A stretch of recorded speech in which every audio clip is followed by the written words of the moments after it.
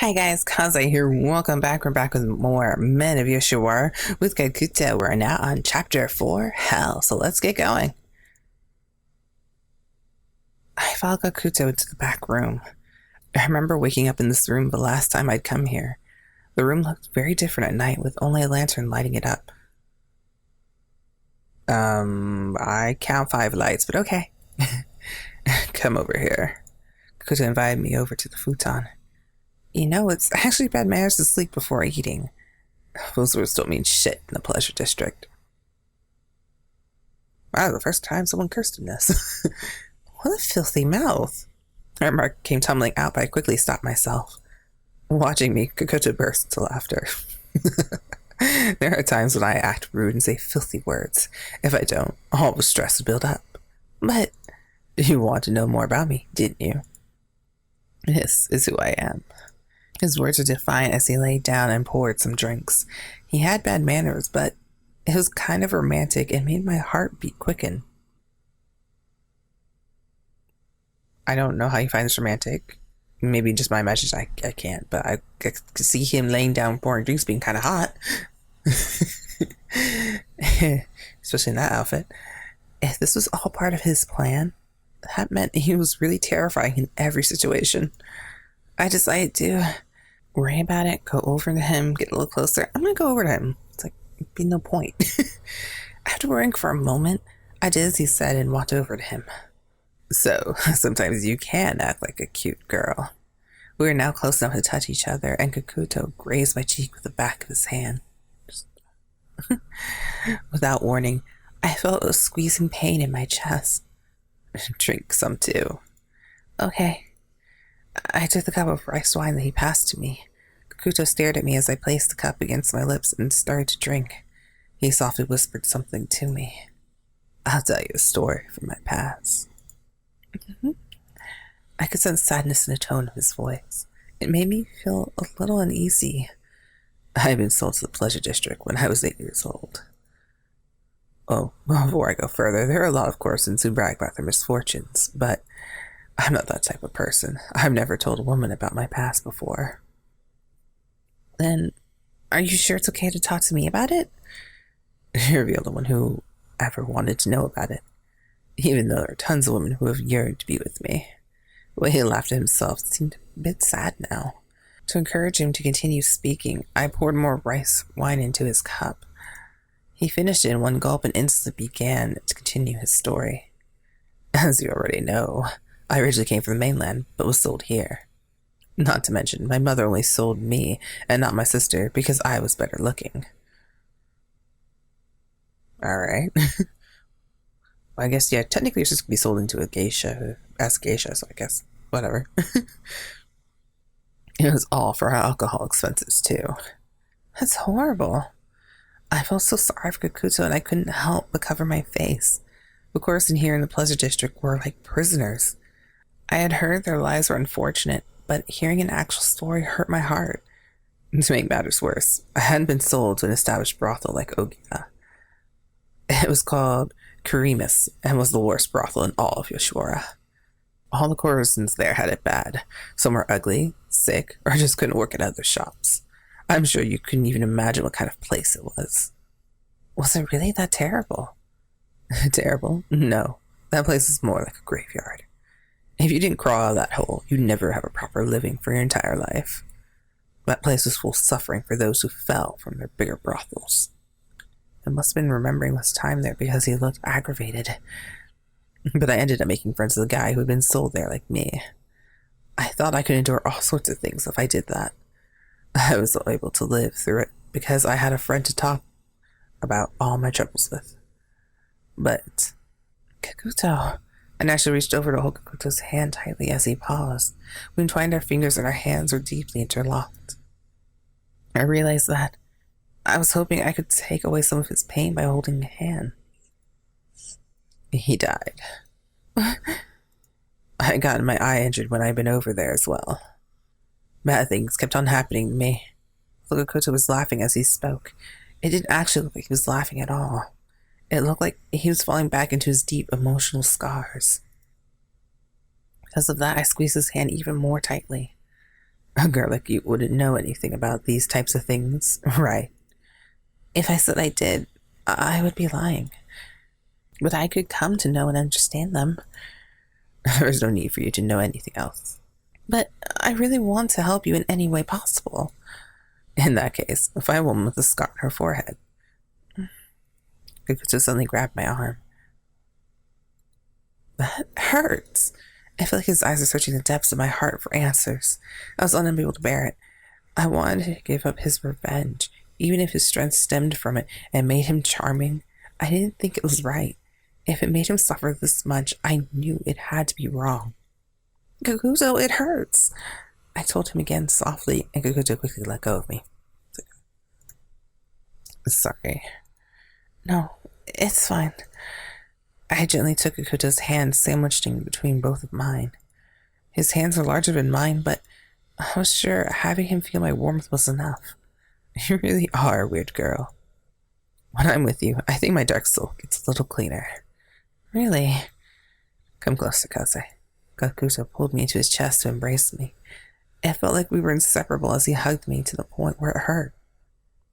His huge body wrapped around me, covering me with his warmth. For some reason, it felt like the corner of my eyes were burning hot. I'm a master at persuading women and sleeping with them, but I never knew there were different ways to hug someone. He was right. I wonder what kind of hug we were doing. If it's something like this, then, you could do it as much as you like. I wrapped my arms around his broad back. It was harder for me to get my arms completely around him. He's a very big man.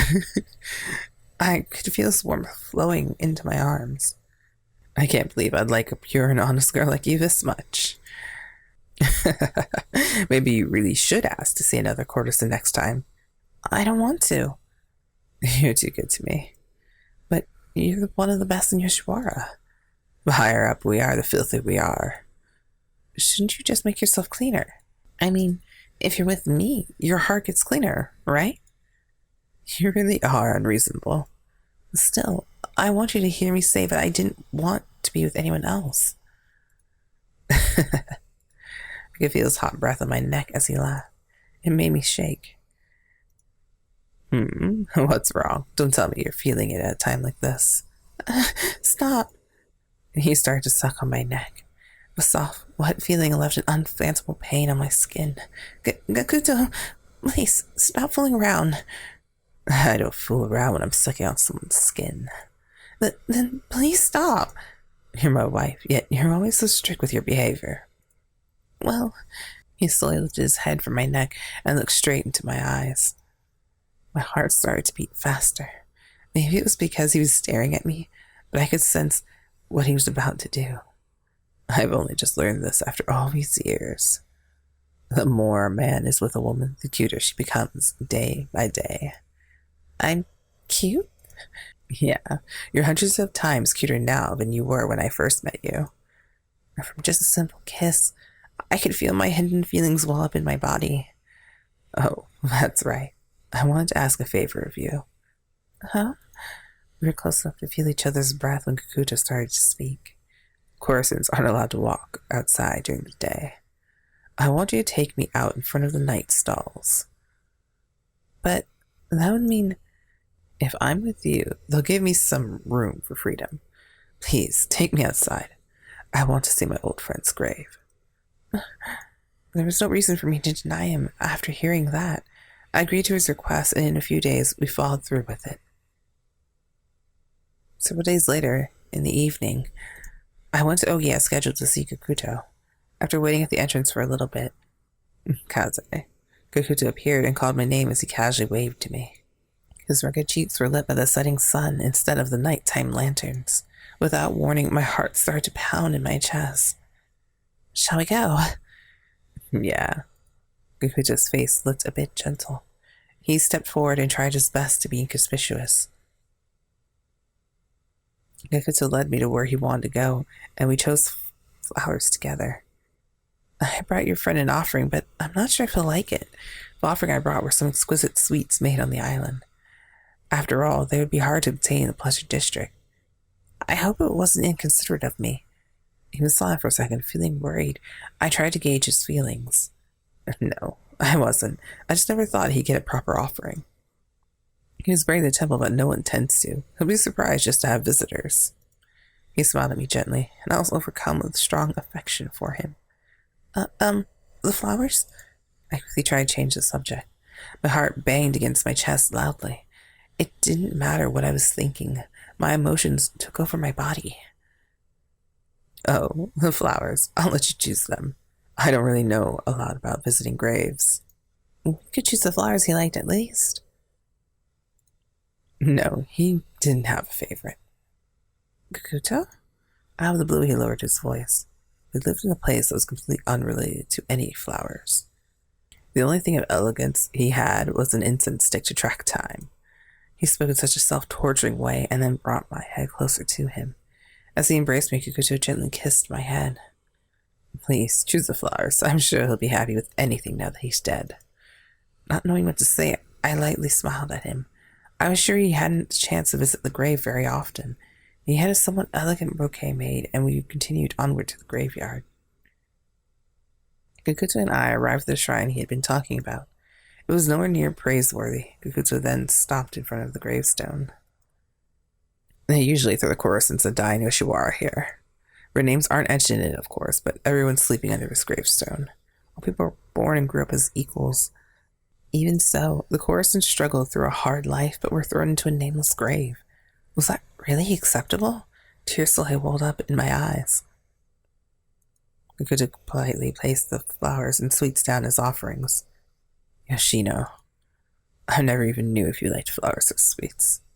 Even though we support each other through so many things. Gakuto quietly put his hands together and closed his eyes.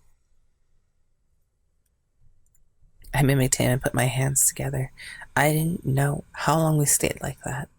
My friend had told me that he was born in a hot area of the mainland. I was born in the cold northern province. Gakuto suddenly began to speak, so I opened my eyes to look at him. He was staring at the gravestone as he spoke. During midwinter, heavy snow fell, covering the house in snow.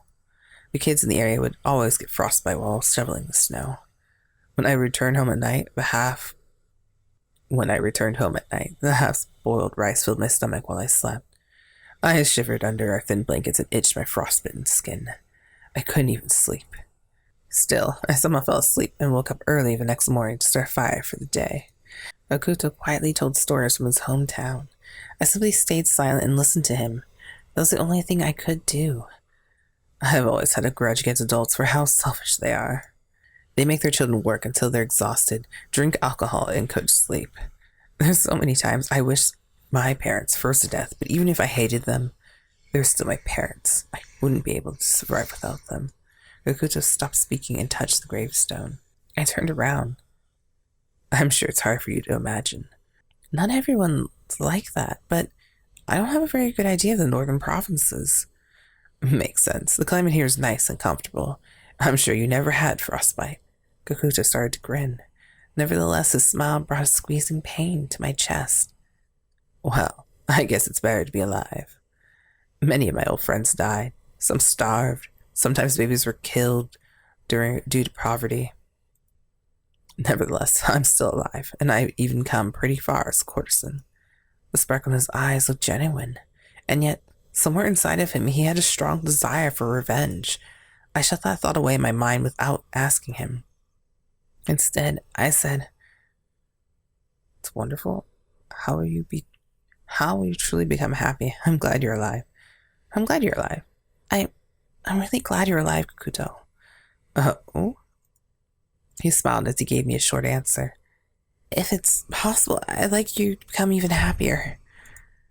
I'm happy enough as I am now, compared to my past. I don't have to go hungry, suffer from cold, or be treated cruelly. But, Kaze, I'm only truly happy the moment that woman dies. He shot a glare toward me. That's the only way I would ever be able to find peace and happiness. I was at a loss for words after hearing his declaration. However, you really do resent that woman, huh? Of course I do. But I'm sure no one truly can be happy when someone else dies. Don't act so high and mighty, as if you could ever know that. Gakuto, if you see that woman again, will you kill her yourself? Gakuto! Without thinking, I grabbed his kimono and shook it. As he stared down at me, his eyes were terrifyingly frigid. Gakuto, you can't do that. You lose everything you've gained up until now. I don't care if I lose it. I've come this far because I vowed to exact my revenge, damn it. But... no. He scolded me harshly, giving me no room to argue. Unable to do anything, I felt horrible. What in the world would be the reason behind this strong conviction? As long as he hid the root of the problem, my heart would waver, unable to accept it. Anyway, this conversation's over. We need to get back to Ohgiya. Oh, now that he mentioned it, the sun was close to setting. We had to return quickly because Ohgiya was going to open soon. Will you be coming to see me, Kaze? No, I haven't made a reservation for today. Is that so? Oh, how could I have been so silly, forgetting to pay for taking you out today? What are you talking about? You're just doing this to help me out. But the other people at the store might get mad with me. I'll just tell them that this is part of my plan to make you fall for me. You should go back before it gets dark. I'm sure your bodyguard is waiting for you at the gate. Okay. I'll walk you there. Thank you. At the end, I felt like he changed the subject to get me to leave. I wonder what I could do to make Gakuto give up his quest for revenge. If things stayed the same, would he just forget about it if he didn't find the girl? I had no idea. But then again, was the reason for his revenge really worthy of such a cruel act? Could I tell him that he should stop, or that revenge for the sake of revenge wasn't worth it? I looked over at Gakuto, watching him act like his usual self. He escorted me to the main gate. That night, I privately asked Musashi for a favor. The details were to look to a courtesan named Yoshino who had worked at Kirimise a few years ago. I was certain about the name Gakuto had said when he faced the gravestone and spoke. Maybe I could find something out. Maybe I could find out the important details that he wouldn't talk to me about.